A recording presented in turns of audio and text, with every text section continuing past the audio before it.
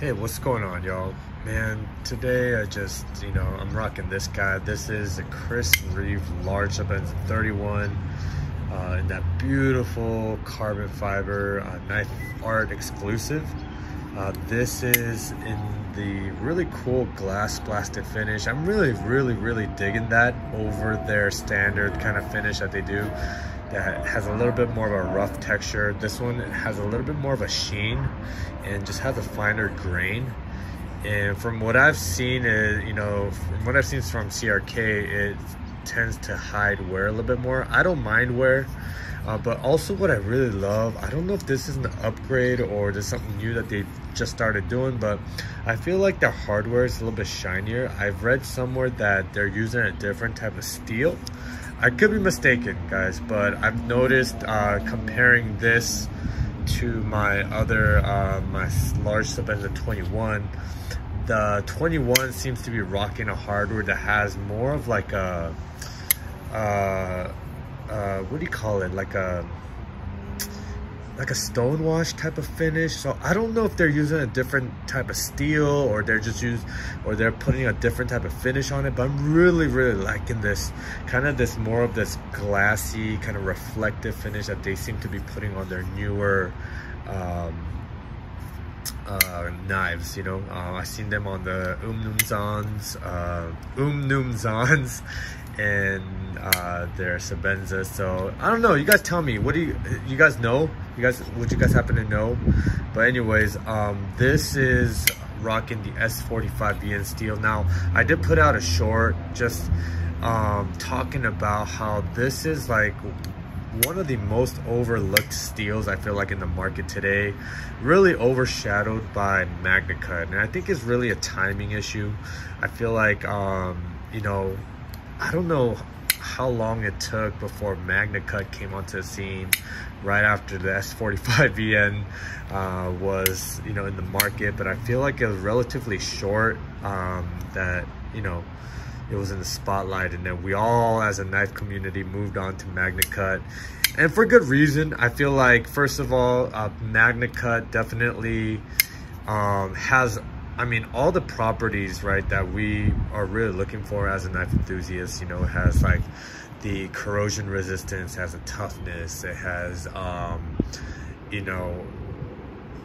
sorry, my mind is blanking, but literally I think it really just hits all the boxes when it comes to really an ideal EDC steel. Funny though, I feel like S45VN is definitely a great all-around EDC steel as well. Yeah, I'm not a steel nerd, but just in real world use, I just feel like it really does everything that I needed to do. And you know what, I'll say this, I feel like most steels out there, I can't really tell the difference between M390 and S30V and 20CV and S45VN, and I've had a few knives in Magnacut. The only steel that I could definitely tell the difference was when I had the Magnacut from Spyderco. Now that thing definitely kept an edge like crazy. And it was crazy hard to sharpen. And so I think that's really the only steel. I think the only other steel that I could probably can tell the difference would be like Rex 121. So it would have to be like so above and beyond in terms of its ability to stay sharp that other than that, I feel like honestly in real world use, it just feels very much all kind of similar. And granted, these are from very reputable knife companies, right? CRK, Spyderco, all these companies, they really dialed in their heat treat. They know what they're doing. They know how to work the steels that they are using. A lot of the time they've been using the steel for for quite a while.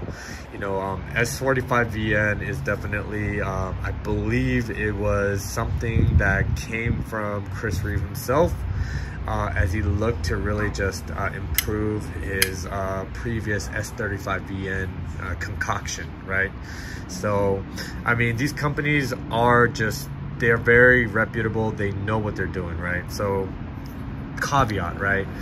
But anyways, going back, this is gonna be kind of a random, I'm gonna just be jumping around, but I love KnifeArt's exclusive carbon fiber Sebenzas. You know, I've had several Sebenzas in my collection. I've had, you know, several 21s in different configurations. I've had a few 31s. I've had the Sebenza 25. I've had the Nkosi. I've had the Umnumzan. And I gotta say, in terms of like carryability and just all around just EDC performance, feel in hand, I don't know what can really beat this KnifeArt carbon fiber configuration. It's very, I mean, it's noticeably lighter. So if you're wondering, you know, if that's your kind of your question mark, I can tell you right off the bat, you know, I don't have my large Sebenza 21 with me right now, but I could immediately tell the difference. Yeah, granted, it's only an ounce lighter, but I feel like it feel in hand, it definitely, you could tell the difference, right? It definitely feels more nimble in the hand. You know, just a lot easier to carry in the pocket. Just doesn't feel as weighty as like a full titanium Sebenza. Still feels very rigid. I don't feel any flex in the handle whatsoever. The rock up is just rock solid. Everything that you expect from a Chris Reeve. The action is honestly feels pretty much like the other 31s that I've had, right? So honestly, like if you're just looking for a Sebenza that, you know, it's just lighter, just go with a KnifeArt exclusive, guys, because trust me, you will thank me on this. This thing is phenomenal. I think it still looks amazing. Now this one's a little bit different. This one's coming in that dual silver thumb stud, straight from CRK. Got rid of that kind of that blue, though I would say the blue thumb stud with this black carbon fiber is a beautiful combination. So I do kind of wish I had that blue thumb stud, but it's all good. I think this thing still looks amazing. This still feels very much like CRK quality. Literally the only difference, guys, is just it feels lighter. It feels a lot more EDC friendly, in hand, in the pocket. So yeah, that's that. So if you're kind of on the fence, right, you're just wondering, maybe you've had, you know, several Sebenzas, you know, in your collection, and you're wondering if this is worth adding to your collection, I say 100%, guys. This is definitely worth it. And now, you know, we're in 2024, so KnifeArt has, like most of the knife companies, transitioned to Magnacut.